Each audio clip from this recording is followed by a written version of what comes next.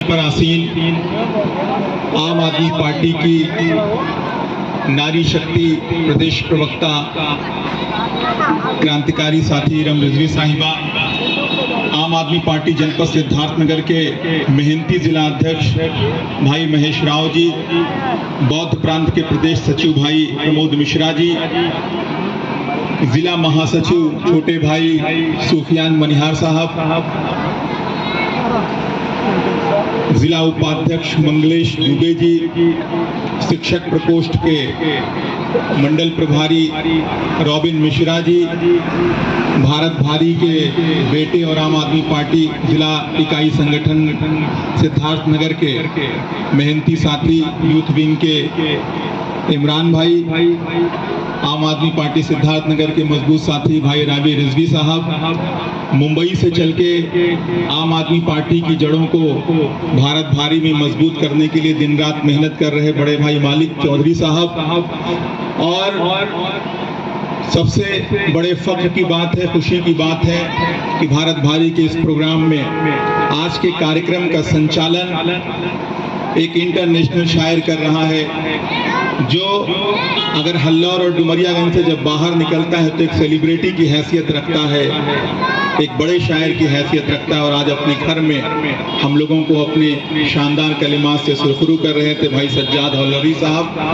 और भारत भारी नगर पंचायत से आम आदमी पार्टी के संगठन निर्माण प्रभारी और इस इलाके से अध्यक्ष पद की चुनाव की तैयारी कर रहे साथी एडवोकेट जलाल अहमद साहब, आप सबका खैर मकदम करता हूं और सबसे ज्यादा शुक्रगुजार हूं मैं आप सबका जो हमारे सामने बैठे हुए हैं, जो काफी लंबे वक्त से यहाँ पर बैठकर आम आदमी पार्टी के लोगों की बात सुन रहे हैं, आम आदमी पार्टी को किसी न किसी रूप में मजबूत करने का काम आप सब कर रहे हैं। आप लोग जानते हैं कि आम आदमी पार्टी के बारे में बात करें, बहुत ज्यादा वक्त बचा नहीं है, बहुत कम जुमलों में अपनी पूरी बात खत्म करूंगा।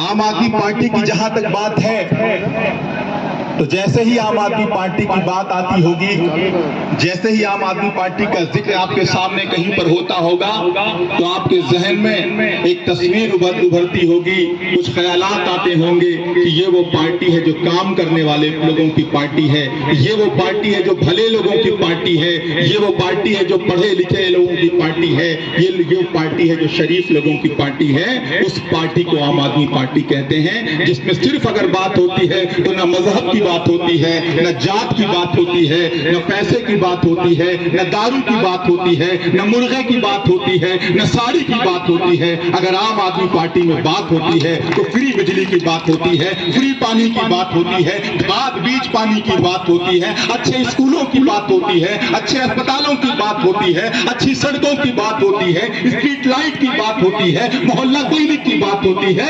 यानी यहाँ जो बात होती है वो सिर्फ आम आदमी के मुद्दों की बात होती है, आम आदमी से जुड़े हुए मुद्दों की बात होती है, काम की बात होती है। और दूसरी पार्टियां जो है उनके बारे में बात कर लें।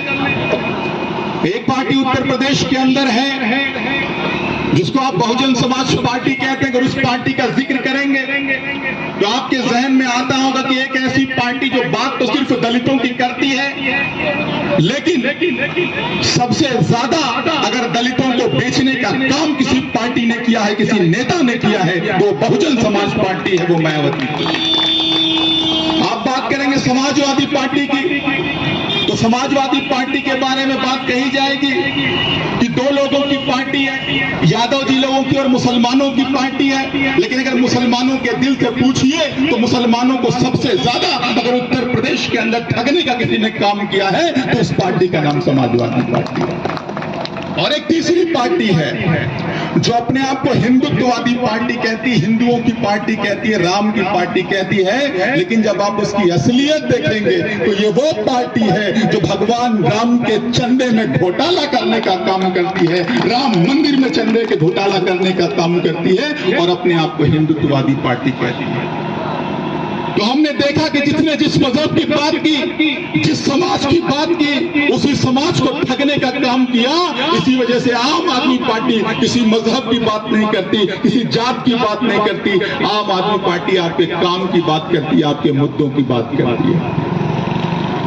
हम अपने काम के नाम पर वोट मांगने के लिए आपके बीच में आते हैं। और आजकल अगर डुमरियागंज की बात करिए तो जहां जाएंगे भी देखिए वो आगे दिख रहा है अमरगढ़ महोत्सव करके कुछ मनाया जा रहा है।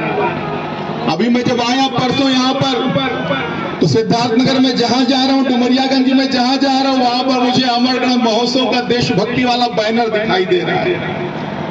अच्छा देखा तो एक कार्यक्रम कौन लोग आयोजित कर रहे हैं, जरा इनका शजरा खंगाला जाए, इनकी पुरखों को याद किया जाए, इनके पूर्वजों की पड़ताल की जाए, ये कौन लोग हैं। तो पता क्या चला कि ये वो लोग हैं जिनके पूर्वज अंग्रेजों की दलाली करते थे, अंग्रेजों के लिए क्रांतिकारियों की मुखबिरी करते थे। वो लोग आज डुमरियागंज के अंदर देशभक्ति का प्रमाण पत्र बांट रहे हैं।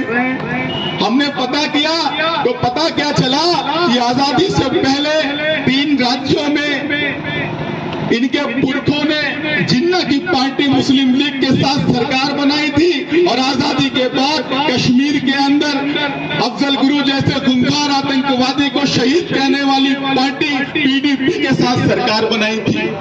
तो ये लोग डुमरियागंज में देशभक्त कहलाने का दम भर रहे हैं। अरे ये लोग कौन लोग हैं जो देशभक्ति का दम भर रहे हैं, जिनके राजनीतिक पूर्वजों ने कारगिल के शहीदों के ताबूत में घोटाला करने का काम किया था। वो डुमरियागंज में देशभक्त के आज प्रमाण पत्र बांटते फिर रहे, जिनके पार्टी के लोग पाकिस्तान की जासूसी करते हुए पकड़े जाते हैं, वो पार्टी के लोग डुमरियागंज के अंदर देशभक्ति की बात कर रहे हैं। जिन पार्टी के लोग मथुरा के अंदर बच्चा चोरी करते हुए पकड़े जाते हैं, जिस पार्टी के लोग मेघालय के अंदर वैशाली चलाते हुए पकड़े जाते हैं, उस पार्टी के लोग डुमरियागंज के अंदर देशभक्ति की बात कर रहे हैं।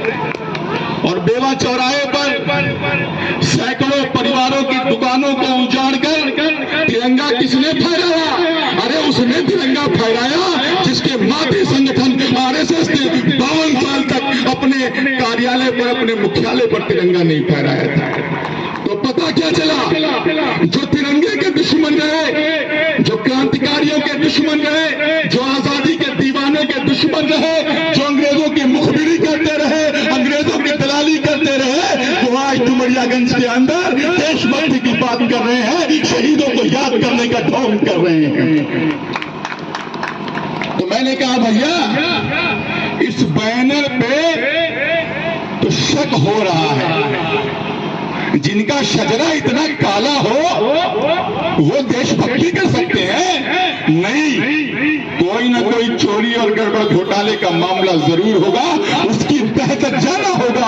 और डुमरियागंज में जब मैं दाखिल हुआ, अपने पत्रकार साथियों से बात किया तो पता क्या चला कि PIC स्कूल की जमीन थी अमरगढ़, जिसको कब्जाने के लिए राघवेंद्र प्रताप सिंह ने इतना बड़ा ढोंग रचने का काम किया है डुमरियागंज के अंदर।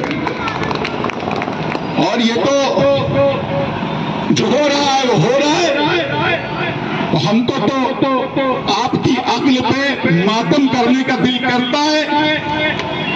इतना सब कुछ देशभक्त के नाम पर डुमरियागंज के अंदर ढोंग हो रहा है, और जिसको अल्लाह और रसूल के नाम पर आपने 85,000 वोट देकर विधायक बनाया था, आज वो पूरी समाजवादी पार्टी चूड़ियां पहनकर बैठी है डुमरियागंज के अंदर, सत्ता पक्ष में है डुमरियागंज में समाजवादी पार्टी।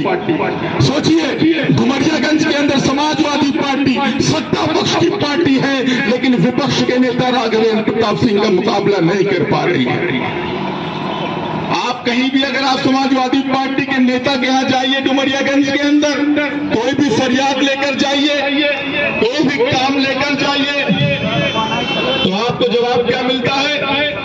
भैया क्या करिए, हमरन की सर करिए ना। लेकिन आप समाजवादी पार्टी के कार्यकर्ताओं की तरफ नजर उठाकर देखिएगा, आप विधायक जी के कार्यकर्ताओं की तरफ नजर उठाकर देखिएगा, तो कोई कहीं पे RCC बनवाता हुआ नजर आ रहा होगा, कोई कहीं पर नाली नदाह लूटते हुए नजर आ रहा होगा, कोई कहीं पर पुलिया लूटते तालाब का पानी पीते हुए नजर आ रहा होगा, कोई कहीं नाली नहर का पानी पीते हुए नजर आ रहा होगा।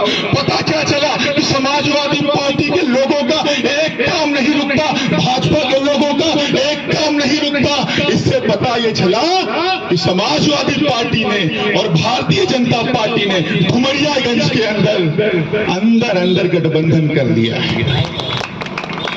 मैंने टीवी पे कई बार बोला गुजरात चुनाव को लेकर कि गुजरात में कांग्रेस पार्टी और भारतीय जनता पार्टी के बीच में इलू चल रहा है। और ये बात ऐसे नहीं कह रहा हूं, पूरे देश के अंदर 16 जगहों पर भारतीय जनता पार्टी है, उसके गठबंधन की सरकार है।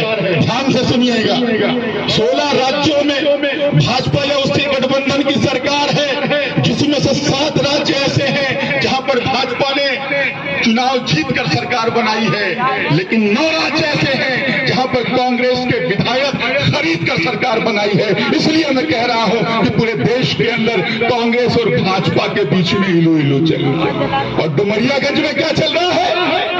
डुमरियागंज में समाजवादी पार्टी और भाजपा के बीच में इलू चल रहा है। समाजवादी पार्टी के कार्यकर्ताओं पर मुकदमा नहीं दर्ज होगा। समाजवादी पार्टी के कार्यकर्ताओं का काम नहीं रुका है, काम रुका है तो आम आवाम का रुका है, डुमरियागंज के आम आदमी का रुका है, डुमरियागंज के आम जनमानस का रुका होगा। लेकिन मैं कहना चाहता हूं कि डुमरियागंज की आवाम ने इमरान लतीफ को जो भी फैसला सुनाया हो, आम आदमी पार्टी को जो भी फैसला सुनाया हो, हम यहां पर भारतीय जनता पार्टी और समाजवादी पार्टी के लोगों को चैन से सोने नहीं देंगे। अमरगढ़ महोत्सव के नाम पर जो घोटाला किया जा रहा है, कान खोलकर सुन ले भारतीय जनता पार्टी के लोग। समाजवादी पार्टी के अंदर भले ये हिम्मत ना हो, कांग्रेस और बहुजन समाज पार्टी के अंदर भले ये हिम्मत हो या ना हो, आम आदमी पार्टी को आपने डुमरियागंज में कितना वोट दिया, कितने दुआएं दिए, इससे मतलब नहीं है। अमरगढ़ महोत्सव की ढंग से पड़ताल की जाएगी, जो भी गड़बड़ घोटाला है उसको आम जनमानस के सामने लाया जाएगा। हर उस फोरम पर, हर उस प्लेटफॉर्म पर आवाज उठाई जाएगी जहां आवाज उठाई जानी चाहिए। हम तिरंगे के नाम पर, हम देशभक्ति के नाम पर आपको घोटाला और भ्रष्टाचार नहीं करने देंगे। ध्यान रखिएगा ये चीज। मैं आपसे कहने के लिए आया हूं कि विधानसभा में आपने जो फैसला लिया उसको हमने अपने सर माथों पर लिया, लेकिन आप ध्यान दीजिएगा मोतीगंज के लोगों, आपने 10 मार्च को हमको चुनाव हराया था और उसके बाद मई के महीने में इसी मोतीगंज से हमने फिर से अपना सफर शुरू कर दिया था। 2 महीने भी आराम नहीं किया था। 27 मई का दिन था, जलाल अहमद साहब समाजवादी पार्टी छोड़कर आए थे आम आदमी पार्टी में, उनका स्वागत करने का कार्यक्रम यहीं पर किया गया। और तब से लगातार डुमरियागंज के अंदर जहां जब जरूरत पड़ी है, आम आदमी पार्टी के एक सिपाही के तौर पे और आपके बेटे के तौर पर हम हमेशा खड़े रहे हैं, आगे भी आपको खड़े मिलेंगे। इसीलिए आपसे कहने आए हैं कि अब ये नगर निकाय का चुनाव है। आप लोग तो कहते हैं कि आम आदमी पार्टी बहुत छोटी पार्टी है, आम आदमी पार्टी बहुत कमजोर पार्टी है। हमने आपकी बात मान ली, हमने सारे सुरमाओं की बात मान ली। आपने विधानसभा में वोट नहीं दिया, कोई बात नहीं। आपने लोकसभा में वोट नहीं दिया, कोई बात नहीं। अरे भैया, ये तो झाड़ू लगाने वाला चुनाव है, ये तो नाली नर्दहा साफ करने वाला चुनाव है, ये तो कूड़ा उठाने वाला चुनाव है, ये तो स्ट्रीट लाइट लगाने वाला चुनाव है, सबसे छोटा चुनाव है जिसमें झाड़ू का सबसे ज्यादा काम है। तो इस बार झाड़ू वालों के साथ आ जाइए, आम आदमी पार्टी के साथ आ जाइए और राजनीति के इन शूद्र लोगों को भी काम करने का मौका दे दीजिए। एक बार मौका देकर देखिए। दिल्ली वालों ने एक बार लूड़ी लंगड़ी सरकार दी थी 2013 में, और उसमें इतना मजा उनको मिला कि जो सरकार 28 विधायकों वाली थी 2013 के अंदर, 2015 में जब दोबारा चुनाव हुआ तो 70 में से 67 विधायक आम आदमी पार्टी के जीत के आए और मोदी जी के रथ को पंचर करने का काम किया। आज आप जानते हैं कि पूरे देश के अंदर अगर नरेंद्र मोदी की अहंकारी आंखों में आंखें डालकर कोई बात कर सकता है, कोई पार्टी या नेता, तो उस पार्टी का नाम आम आदमी पार्टी है, उस नेता का नाम अरविंद केजरीवाल और संजय सिंह है। उसी नर्सरी का, उसी पौधशाला का छोटा सा पौधा हूं। इस बार नगर पंचायत में मौका देकर देखिए, पूरी गारंटी के साथ कह रहा हूं। कुछ बातें आपको नहीं पता होंगी। नगर पंचायतों का भाई अपना स्कूल होता है, अपने बजट से स्कूल बनाया जा सकता है। नगर पालिकाओं का भी अस्पताल बनाया जा सकता है। नगर पंचायतों में मोहल्ला क्लिनिक बनाई जा सकती है। एक छोटा सा उदाहरण ले रहा हूं, फिर 2 मिनट में अपनी बात खत्म करूंगा। मोहल्ला क्लिनिक के बारे में सुनिए। मोहल्ला क्लिनिक अरविंद केजरीवाल और आम आदमी पार्टी का वो मॉडल है जिसकी तारीफ आज पूरे दुनिया के अंदर हो रही है। अमेरिका के राष्ट्रपति कुछ दिनों पहले हिंदुस्तान आए थे। उनकी पत्नी ने जब मोहल्ला क्लिनिक का मॉडल देखा दिल्ली के अंदर, तो जब वो अमेरिका वापस गई तो उन्होंने वहां पर अपने स्वास्थ्य मंत्रालय को बाकायदा चिट्ठी लिखी। और लिखा क्या उसमें? उन्होंने कहा हमने दिल्ली में ऐसा मोहल्ला क्लिनिक देखा है कि अगर वैसा मोहल्ला क्लिनिक अमेरिका के अंदर बनाया जाए तो अमेरिका की स्वास्थ्य सेवाएं और बेहतर हो सकती हैं। सोचिएगा, यानी कल तक जिस अमेरिका का उदाहरण हम लेते थे, आज वो अमेरिका दिल्ली की मोहल्ला क्लिनिक का उदाहरण ले रहा है। कल तक हम कहते थे अमेरिका से सीखो, अमेरिका से सीखो, अमेरिका से सीखो, और आज अमेरिका वाले कह रहे हैं कि अरविंद केजरीवाल से सीखो, अरविंद केजरीवाल से सीखो, आम आदमी पार्टी से सीखो।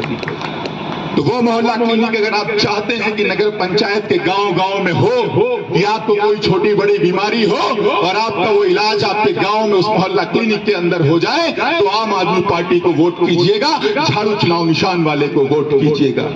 अगर आप चाहते हैं कि आपके नगर पंचायत में एक ऐसा सरकारी स्कूल नगर पंचायत का बने कि जिस स्तर का कोई प्राइवेट स्कूल भी पूरे जिले के अंदर ना हो, तो आम आदमी पार्टी को वोट करिएगा, झाड़ू चुनाव निशान वाले को वोट करिएगा।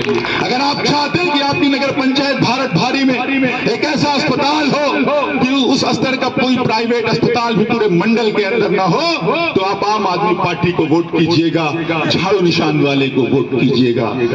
मैं आपसे कहना चाहता हूं कि भारत भारी की तरफ कहीं भी निकल जाइए।